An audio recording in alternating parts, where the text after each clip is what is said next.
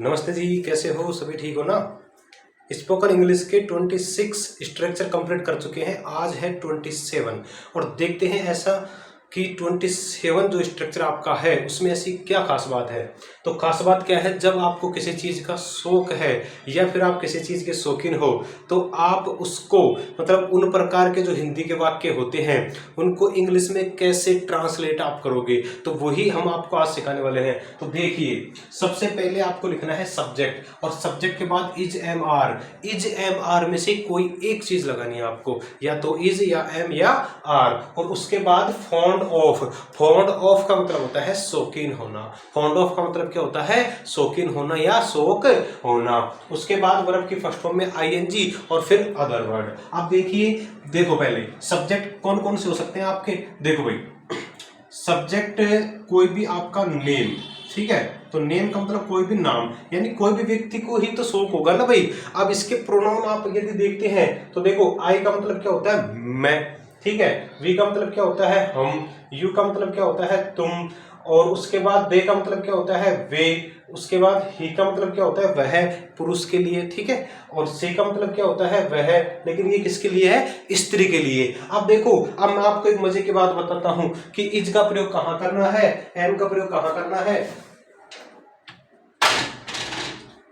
और आर का प्रयोग कहां करना है। तो देखो भाई, आई के साथ तो आप किसका प्रयोग करेंगे? एम का प्रयोग। आई के साथ तो किसका प्रयोग करना है आपको? एम का प्रयोग। वी के साथ आर का प्रयोग, यू के साथ आर का प्रयोग और दे के साथ भी आर का प्रयोग। और देखो, ही के साथ किसका प्रयोग? इज का प्रयोग। और सी के साथ भी किसका प्रयोग? इज का प्रयोग। लेकिन यदि यहाँ कोई भी एक नाम है, एक ही व्यक्ति का नाम है, तब भी आप इज का ही प्रयोग करेंगे। किसका प्रयोग करेंगे? इज का ही प्रयोग करेंगे। लेकिन जब जब नाम दो या दो से ज्यादा हैं, मुकेश और रोहन खाने के शौकीन है, तो यहाँ मुकेश और रोहन, मुकेश एंड रोहन, फिर उसके बाद आप आर का प्रयोग करेंगे। किसका प्रयोग करेंगे? आर का प्रयोग करेंगे। तो आइए इसको हम बनाते हैं। देखिए कि इसकी इंग्लिश कैसे बनेगी। मुझे पढ़ाने का शौक है। मुझे पढ़ाने का शौक है। तो देखो भाई, सबसे पहले सब्जेक्ट क्या है? सब्जेक्ट है मुझे। मुझे मतलब मुझे, ठीक है। तो मुझे की आप देखोगे तो इसका सब्जेक्ट क्या होगा? आई, ठीक है, यानी मैं पढ़ाने का शौकीन हूं, आई। ओके। अब उसके बाद देखो, सब्जेक्ट के बाद इज एम आर। तो बताओ आई के साथ क्या लगाना है? आई के साथ अभी बताया था मैंने आपको, आई के साथ क्या लगाना है आपको? एम लगाना है। तो आई के बाद क्या आ जाएगा? Am, I am. अब क्या आएगा भाई? Is am are, is am are, इसमें से एक लगाना है किसके अनुसार? सब्जेक्ट के अनुसार। अब सब्जेक्ट के अनुसार आपने क्या लगा दिया? एम। अब उसके बाद क्या लगाना है आपको? Fond of. क्या लगाना है? Fond of. I am fond of, I am fond of. अब वर्ब की फर्स्ट फॉर्म किसका शौक है? पढ़ाने का। तो पढ़ाने की क्या होती है? पढ़ाने की होती है टीच। क्या होती है पढ़ाने की?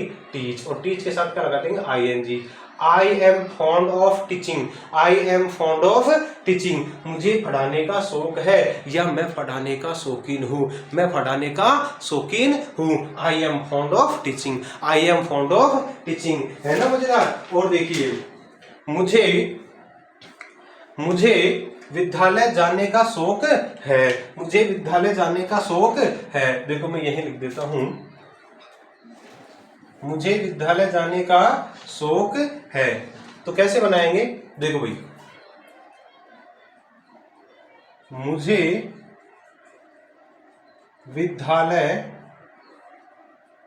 जाने का शौक है। मुझे विद्यालय जाने का शौक है। तो देखो, आई एम, आई एम, और उसके बाद क्या लगा देंगे आप? Fond of. I am fond of, I am fond of कहां से आया? सर मुझे विद्यालय जाने का शौक है, तो इसमें सब्जेक्ट क्या है? आई है। सब्जेक्ट क्या है? आई है। आई के साथ क्या लगाएंगे? एम। आई के साथ क्या लगा दिया आपने? Am. I am, I am. अब उसके बाद स्ट्रक्चर के अनुसार क्या लगा दिया? Fond of, fond of, I am fond of. उसके बाद वर्ब क्या है? गो।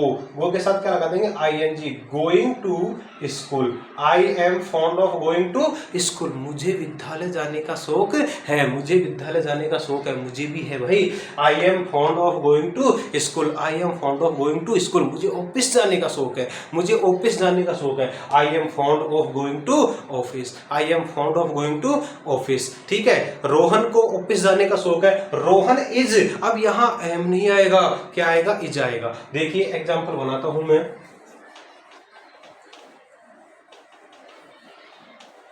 देखो देखो,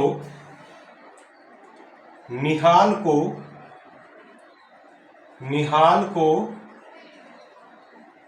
मैथ पढ़ाने का शौक है, निहाल को मैथ पढ़ाने का शौक है, निहाल को मैथ पढ़ाने का शौक है। भाई निहाल जो है ना बहुत मैथ का बहुत पक्का शौकीन है यार, उसको मैथ पढ़ाने का बड़ा शौक है। तो कैसे बनाएंगे, देखो सब्जेक्ट क्या हो गया, निहाल, तो सब्जेक्ट क्या हो गया, निहाल, तो आपने क्या लिख दिया, निहाल। लेकिन यहाँ निहाल कितने हैं पूरे वाक्य में, कितने निहालों को शौक है, एक निहाल को, एक की ही तो बात हो रही है ना कि निहाल को मैथ पढ़ाने का शौक है, निहाल को मैथ पढ़ाने का शौक है। निहाल इज क्योंकि सिंगुलर है, क्योंकि एक नाम है, इसलिए निहाल के बाद क्या लगा दिया, is. Nihal is fond of, Nihal is fond of. Sir fond of कहां से आया, अरे सर फॉन्ड ऑफ स्ट्रक्चर से आया। ये देखो निहाल इज फॉन्ड ऑफ, अब पढ़ाने की क्या होती है, टीच के साथ क्या लगा देंगे, आईएनजी, टीचिंग मैथ। ठीक है, तो Nihal is fond of teaching math, Nihal को मैथ पढ़ाने का शौक है, निहाल को मैथ पढ़ाने का शौक है। उसको मंदिर जाने का शौक है, वह मंदिर जाने का शौकीन है, या फिर वह उसको मंदिर जाने का शौक है। देखो उसको या वह मंदिर जाने का शौकीन है, वह मंदिर जाने का शौकीन है, वह उसको मंदिर जाने का शौक है। तो वह के लिए क्या लगा दिया आपने, ही, और उसके उसका के लिए उसको के लिए भी क्या लगाएंगे आप, ही, क्योंकि ये पुरुष की बात हो रही है।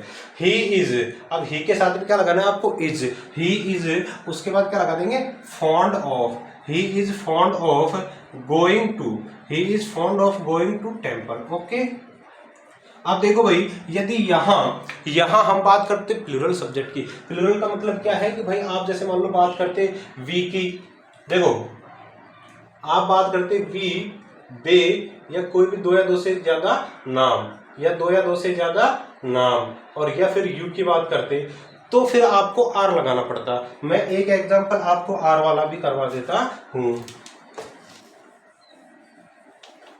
देखो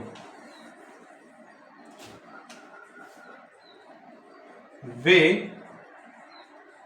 क्रिकेट खेलने के शौकीन है, वे क्रिकेट खेलने के शौकीन है, वे क्रिकेट खेलने के शौकीन है। अब देखो वे के लिए क्या लगाना है आपको, दे, दे, वे के लिए क्या लगाना है, दे, दे के साथ क्या लगाएंगे, आर लगाएंगे। They are fond of, they are fond of playing, playing यहाँ पे क्यों आया, क्योंकि प्ले के साथ क्या लगाना है आपको, आईएनजी। ठीक है, they are fond of playing cricket,